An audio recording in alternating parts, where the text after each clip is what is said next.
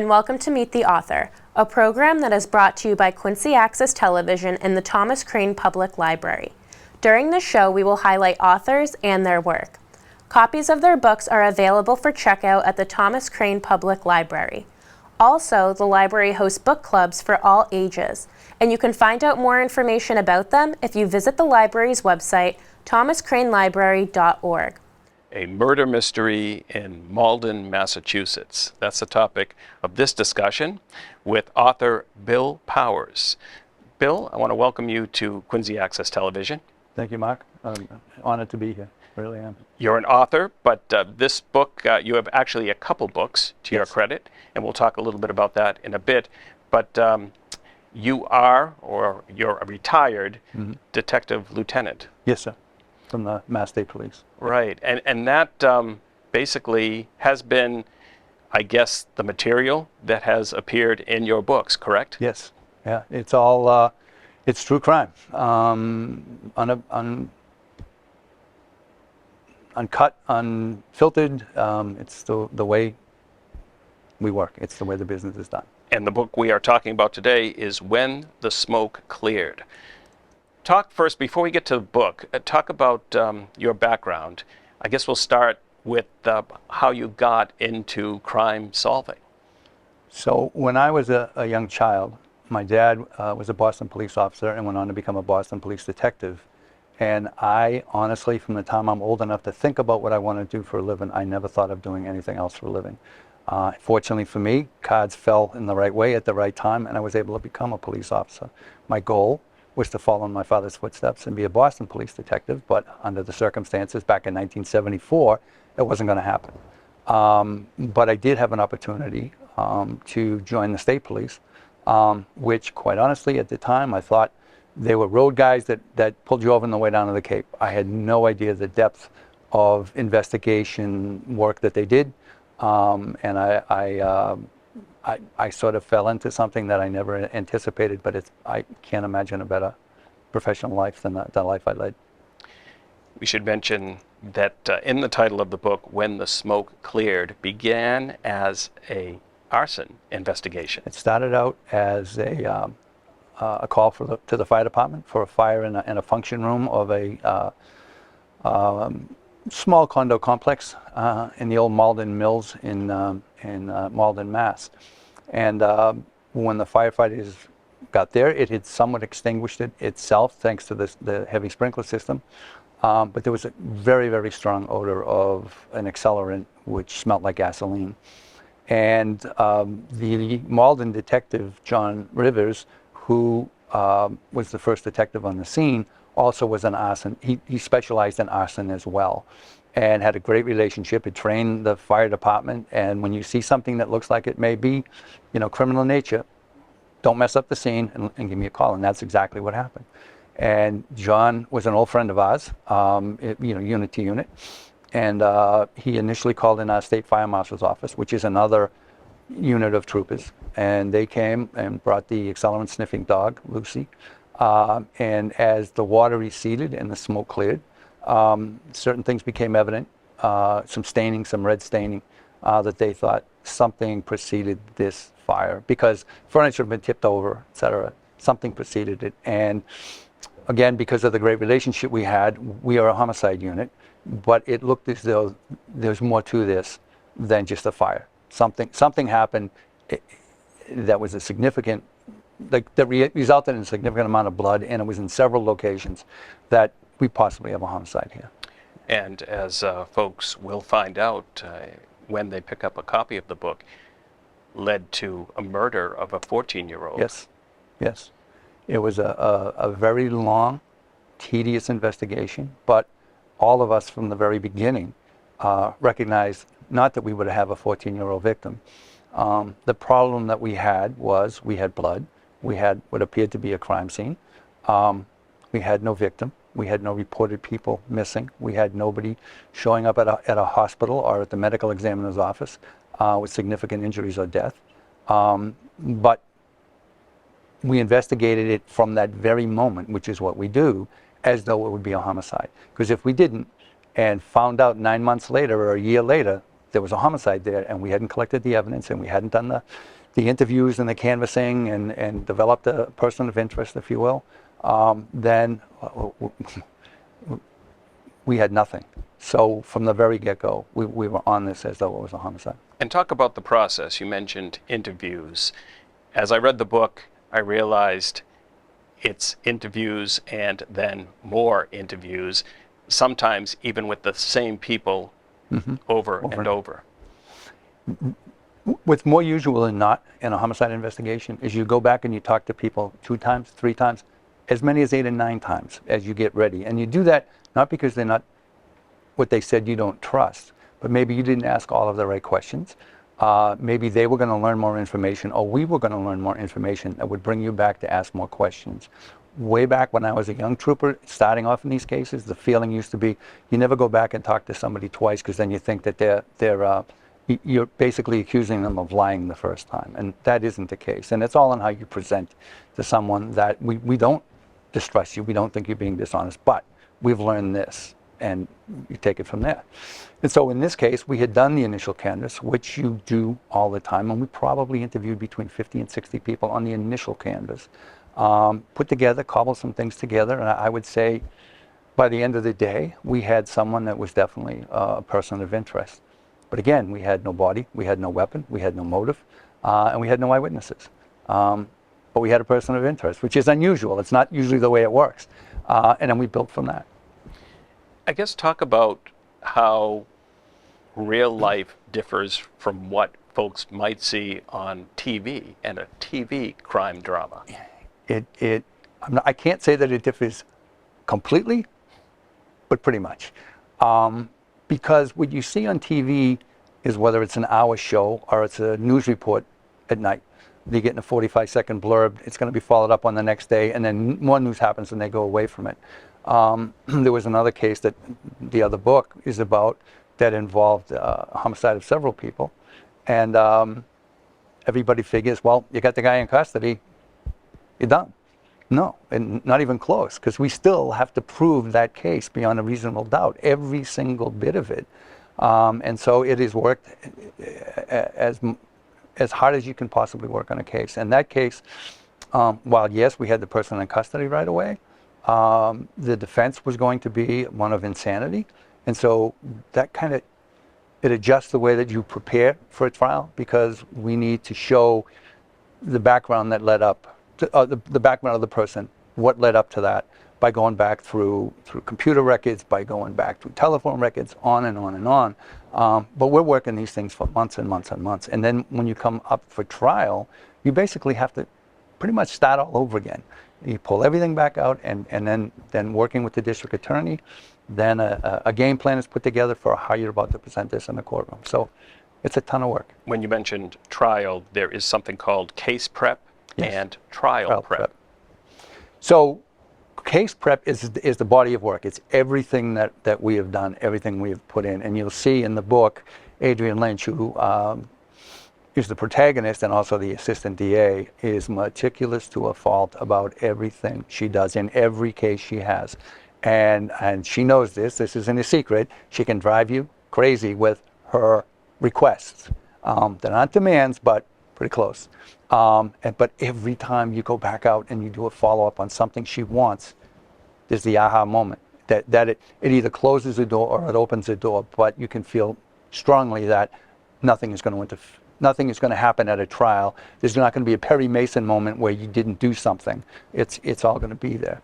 And so the case prep is the overall putting of it together, and then the trial prep is the district attorney deciding, how am I going to present this case to a jury in a logical fashion that makes sense, that rolls along, keeps a pace and a rhythm to it, and that's another art. It really is. It really is an art. Yep. As I was reading, I Yep. thought to myself, this is exactly what Yep. it is. It's Yep. an art. Dramas often have the rogue cop. Mm-hmm. You know, it doesn't really emphasize too much teamwork, but teamwork is a big part in real life. It's every part of it. You know, you can't have silos. You can't have any silos. And so when we're doing a case like this one, for example, it starts as it started. And then the fire marshal's office comes in and they're going to investigate the arson. That's their lane of travel, so to speak. They're not going to really investigate the homicide. That's for us. They do the arson, we do the homicide. Then you bring in the crime lab, and they gather, they collect all of the information. Phrase I sort of live by is, I'm not that smart, but I'm smart enough to know the smart people. And so when you have a crime scene like this one, I understand that there's someone we have that has a tremendous expertise in blood spatter. We have others in collecting and testing, in DNA collection, on and on and on, in the arson side of it. They know what they know. They will gather, they will preserve, and they will test, and they become a big part. So when we have our meetings, which are frequent, they are always part of that, because they may have found something that changes our approach, or they may have found something that solidifies the approach that we're taking, and they just become a huge part of it. The medical examiner's office becomes a huge part of it. We don't operate in a silo, and we don't operate as lone wolves. Well, it's silly and it's wrong to think that one person could know it all. Exactly. And if you have an arrogance and you have a way about you, first of all, you'd never work in the units that I worked in. We just wouldn't. We couldn't sustain, because we're also working with the local police, and is there always going to be that local state? There's always some fun banter back and forth, but there's a brother sisterhood there that's like nothing else you'll ever find. And eventually we were able to in Middlesex County, we have 54 cities and towns. That's 54 completely separate police departments, and I think it's 18 colleges. And there's a lot that goes on in college campuses that we get involved in. And if you can't have that bonding come together, we're in trouble. There was another homicide in Malden 2 weeks later. That meant certain people were going to drift away from the core investigation, but there were other people there to pick up that slack. And then next week, I'm going to be in Lowell for a homicide, and somebody's going to pick up the slack on the other one. There's a great camaraderie that forms, and and that's how it gets done. That's how it gets done. We should mention that Murderous Rage is another book of yours, and that actually happened the same year. The same year as this. I think that book, which actually was initially part of that and then taken out and set up as its own book, is another great example of the way we all work together. And it's a case, it occurred up in Wakefield at a place called Edgewater Technology, and a fellow by the name of Michael McDermott, better known as Mucko McDermott, went on a rampage and killed 7 of his co-workers the morning after Christmas. So it was horrific, to say the least. And again, people would look at that. It got national attention. Martha Coakley, who was the DA at the time, was in Chicago at the airport flying home, and she's watching CNN, and it comes up live. And it was a tremendous media event that lasted maybe a week as far as the heaviness of it. But for us, it took a year and a half to have that case ready for trial and put onto trial. Clearly, things happen simultaneously. So my next question would be, for a person in your profession, how real is burnout? It does happen for any number of reasons. Sometimes it's the trauma of a particular kind of case. Well, one of the things I found interesting after I wrote Murderous Rage and had distributed to some of the people that were there that day, one said to me, "Interesting outlook you have on the way that day went." So I wrote back and said, "Because yours was different?" And the response was, "Yeah, a little bit, but I was at a different part in my life at that moment than you were in your life at that moment. So my vision is, it doesn't change the facts, it doesn't change but it does change the emotional aspect of it." And again, some people can work through it, can work with it. And for any number of reasons, and a lot of them are family reasons, that people say, "You know what, I need a break. I need to go off and I need to do something else."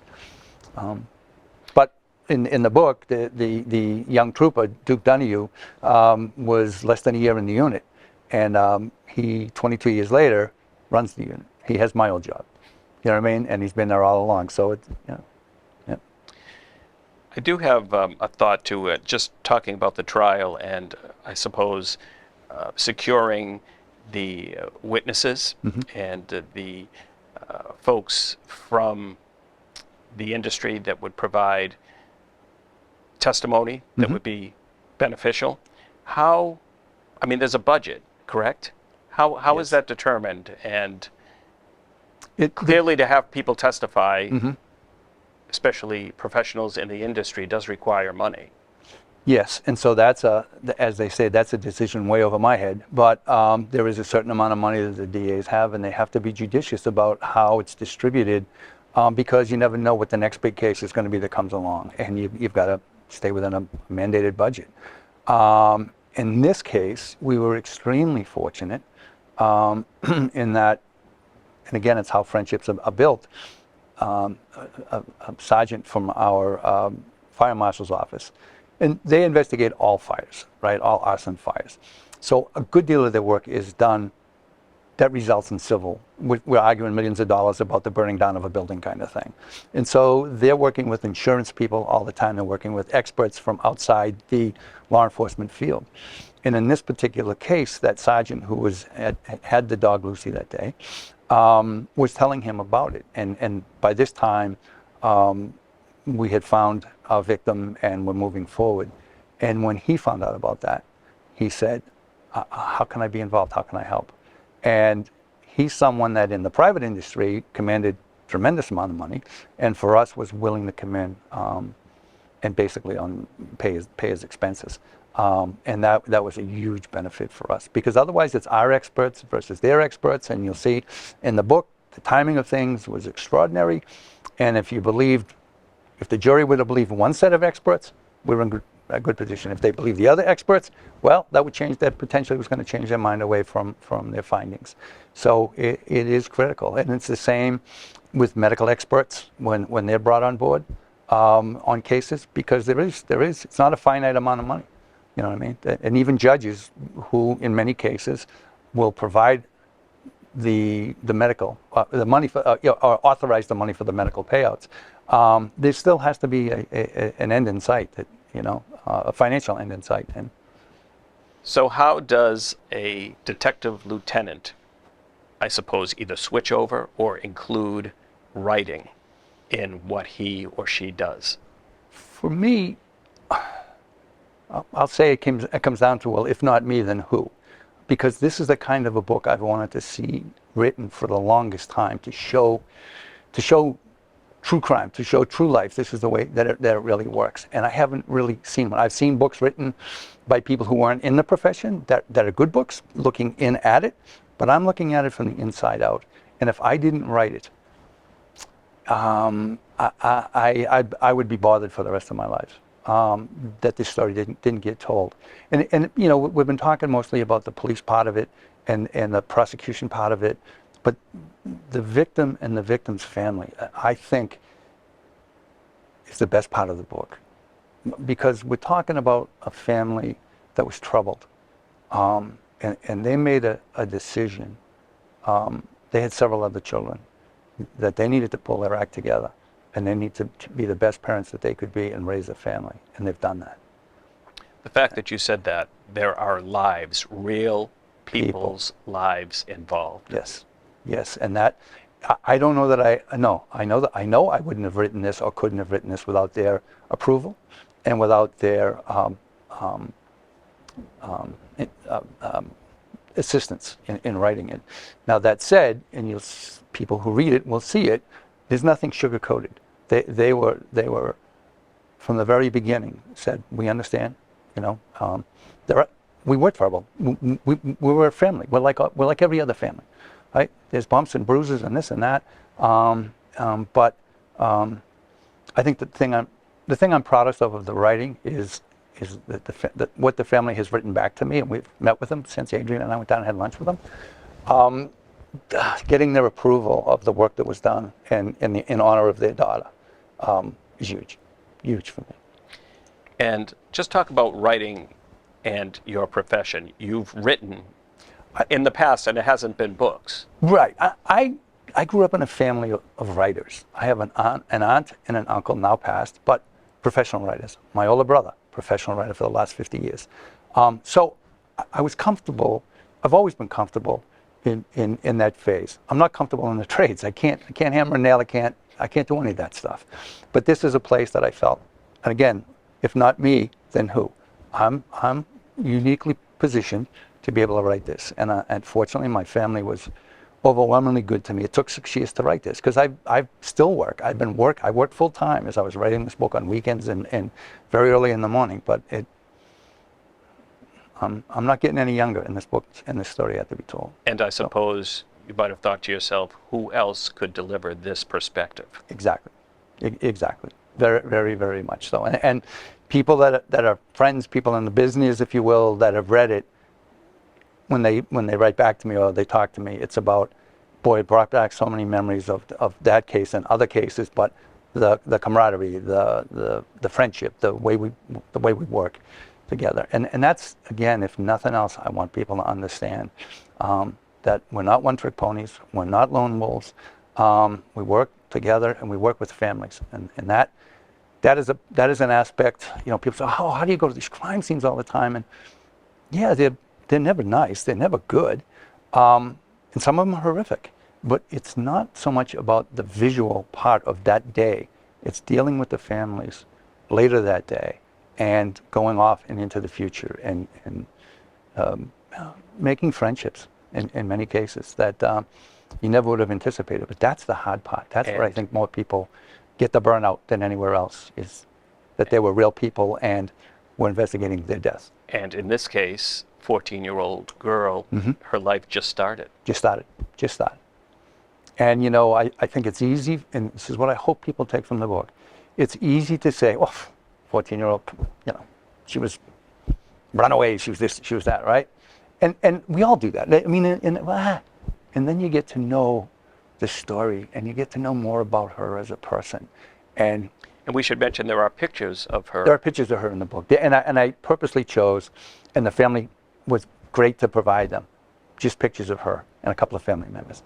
Not about the gruesome scene, not about this, not about that. No, I think it's getting dressed up to go to a dance. Yeah, and her dad giving her. You're getting me choked up, and you would think that I should be over that by now, and I'm not. It's a human life. I don't want to be? be, right. I don't ever want to be over that part of investigations. That is, if nothing else, you were there to help a family through the most difficult time they'll ever have in their lives. You know, and again, you learn as you learn about her and you learn about her family, and you see the development. I think it should make us all sit back and say, prejudging is never a good thing. It just isn't. We all have our personal beliefs at the beginning, but then you follow it through. And I've talked to people through the years that. You mentioned that. I just want to continue, because how does that work when witnesses are called to the stand that may not have clean histories? That's always a difficult decision for an assistant DA to make, because what you're doing is, yes, it's critical information, but you're also opening a door for the defense counsel to go after a person, because that person, and again, you'll see in the book, a person who came to us. We did not find them; they came to us, and the reason they came to us, and again, it came from inside of the jail. So the person wasn't there because they had a real clean record, and you know, they, as I would say, they have a bit of a grimy past. But the idea that this person is talking about what he did, and not in a way that's, I'm so sorry about what I did, that this person was moved by that, and the minute he was freed up from that jail, contacted us. And it tells you a lot about people. I mean, he is another person, and there's been others in my career that I'm not happy that they led a partial life of crime, but they had their own lives, and there's a reason. You know, some people are brought up in the right neighborhood, in the right family, in the right, you know, scenario, that they are called entrepreneurs. And there's other people who don't have that, and so their way of getting ahead is through committing small crime, selling some drugs, doing this, doing that. And is it right? No, but put them in a different environment, they're entrepreneurs. Right, and I guess during the trial phase, the lawyers have to make sure that the jury, if there's a jury, that they don't, and the judge, I suppose, as well, that they don't prejudge a person. Exactly. Exactly. You'll see sometimes, and there's a couple of cases that stand out for me, but where the public opinion of this is going to be a guilty finding and why it's going to be a guilty finding, they learn that from reading the newspaper. They read that from a 45-second clip on TV. There was an 8 hours of testimony and 45 seconds come on TV. Oh, he's definitely, or she's definitely this or that. But then the jury, who listens to every word of every day, says guilty. And they go, what? This was unexpected. And then the jurors, when they talk afterwards, say, unexpected. How could anybody have seen this other than the way that we saw this? And that's 12 unanimous jurors that come to that decision that we, and I'm not blaming the media, but they've got sound bites. They've got little things that they can cover. The whole thing doesn't get covered. And that's huge. And that's why there's a section in the book about the selection of the jury and the importance of getting the proper jury. And also in the book, media coverage and Yes. how to, I suppose, be careful to let the media know too much too soon. Yes. Well, that cuts in for a bunch of different reasons. And one is, for example, in the book, talking about the gentleman we were just talking about, had all that already been out in the news, then what defense counsel will come and say, rightfully so, is, well, anybody could come in and testify to that. You're looking for a deal, and this was all in the newspaper. So we try to keep that as close to our vest as we can. You're going to find out certain things about a crime, but you're not going to necessarily find out about, for example, where was the blood spatter, where was the thing tipped over, where was this, where was that. All of that kind of information, we don't want that out there. We understand that the outside stuff gets in there because that affects us down the line when we're trying to interview anybody, because they could have read it in the paper. It contaminates. What's in the media can contaminate a witness's memory. And I don't mean that in a bad way, but it's like if you were a witness to something and something doesn't exactly come back 100% in your head, and then you see something in your memory and go, aha, there's my tie-in. Okay, that's what I was missing. And then you adopt that in your statement. Well, that's not what your memory is. Lastly, I guess, what would you like folks to take away from your book?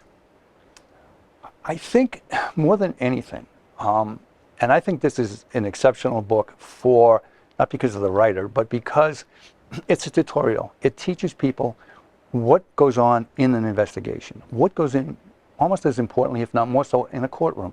How does this thing play out? How do you bring it from, like I say, I got my feet wet on this by standing on a wet carpet at a crime scene. How do I go from there to an ending that we have?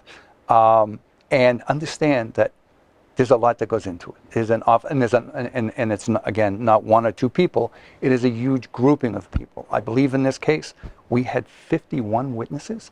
So you can see how it builds together. So I want people to understand that. I think it's a great book for college classes, just to see if this is the kind of work you think you want to do.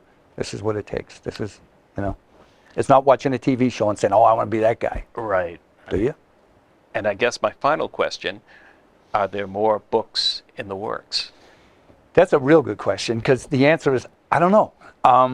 Right now, this is out. I'm getting good reviews. I have ideas of other books I could write. You get into that fiction versus nonfiction. Somebody said, would you rather write nonfiction or fiction? I said, well, nonfiction, you have to be true to the fault. You can't make a mistake. You can't make something up. I had people say to me, oh, I wish there was a bad cop. Well, that's fiction. This is life. This is the way it was.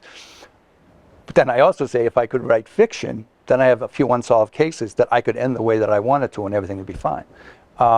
So I wouldn't say no. I wouldn't say no. My eyes are wide open. This book was self-published. A lot of work, a lot of effort, a lot of marketing that's to be done. But if it catches on, I will happily write another book. Oh, good. You've got me hooked. So I'll have Thank to wait. I'll keep me posted. I certainly will. I'll check your website from time to time. Thank Bill, you. it's been a pleasure. Thank you, and good Thank luck you very with your much. book. Thank you very much, Mark. I appreciate it.